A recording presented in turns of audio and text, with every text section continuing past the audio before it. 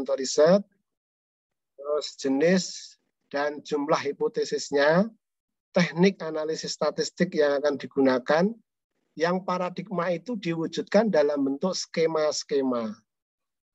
Nah, wujudnya seperti ini namanya paradigma, nanti saya jelaskan lebih lanjut.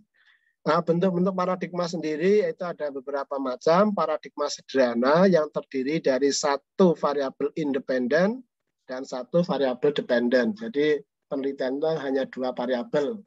Nanti analisisnya juga pakai analisis yang lebih simpel.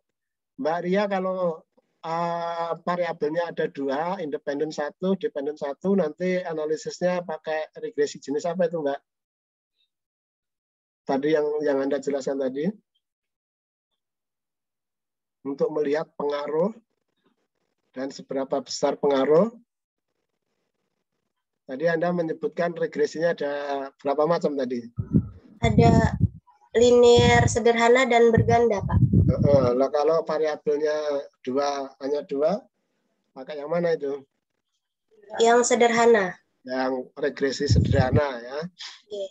Baik. Berikutnya yang kedua, paradigma sederhana berurutan. Terdiri dari lebih dua variabel tetapi hubungan masih sederhana. Terus kemudian yang ketiga, paradigma ganda dengan dua variabel independen. Terdapat dua variabel independen dan satu independen. Ini macam-macam paradigma. Nah, yang sederhana itu bentuknya seperti ini. Ini nanti yang ditambahkan Mbak Ria ya di PR Anda tadi belum muncul paradigma penelitiannya. Nah, ini paradigma yang sederhana, X berhubungan atau berpengaruh terhadap Y. Misalnya X, Y itu ya motivasi berpengaruh terhadap prestasi belajar. Metode diskusi berpengaruh terhadap kemampuan berpikir kritis. Itu adalah paradigmanya sederhana karena ada satu variabel independen dan satu variabel dependen. Kemudian, nah ini ada dua variabel, tiga variabel. Variabel bebasnya ada dua, variabel terikatnya satu, X1, X2. Ini kira-kira apa maknanya seperti ini?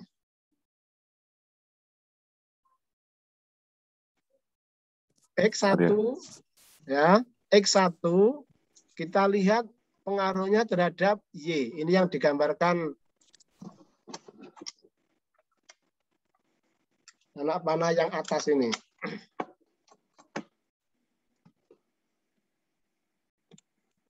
Jadi ini yang pertama ya.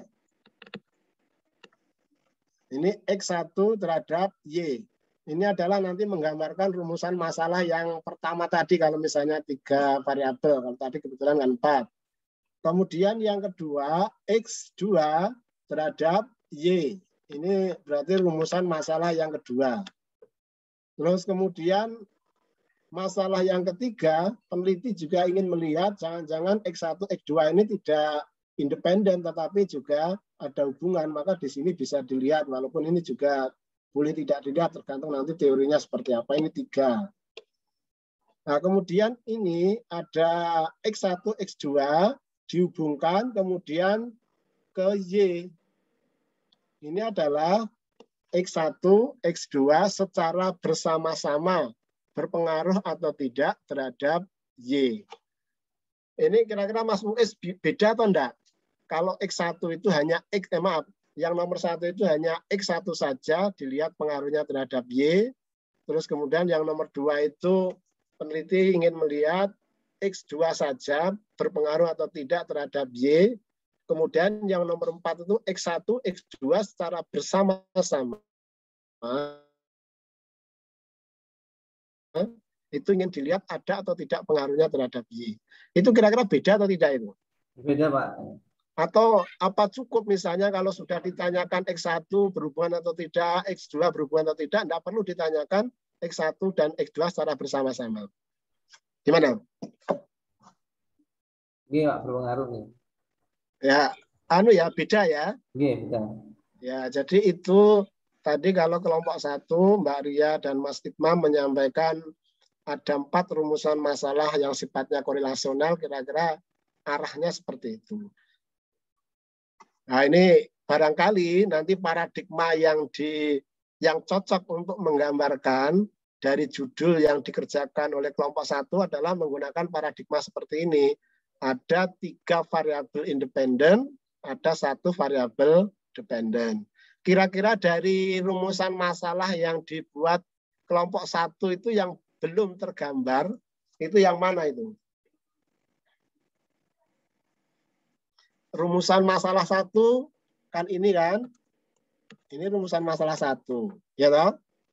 Kemudian ini rumusan masalah yang nomor 2. Terus ini rumusan masalah yang nomor 3.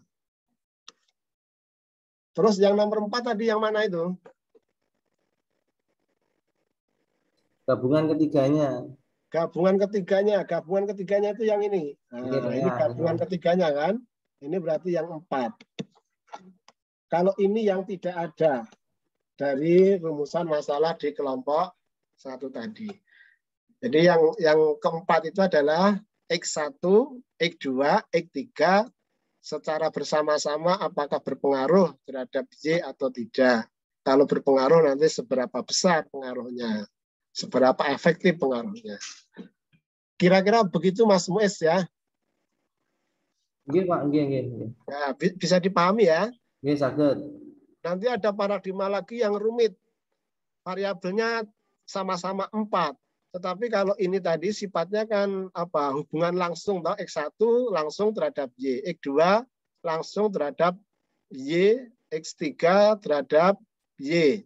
Tidak ada jenis variabel moderator atau intervening seperti yang kemarin sudah saya sampaikan.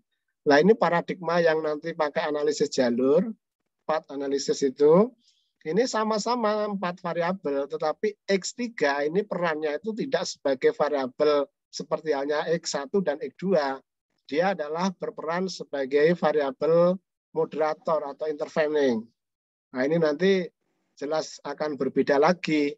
Analisisnya itu lebih rumit dibanding yang nomor 1 ini.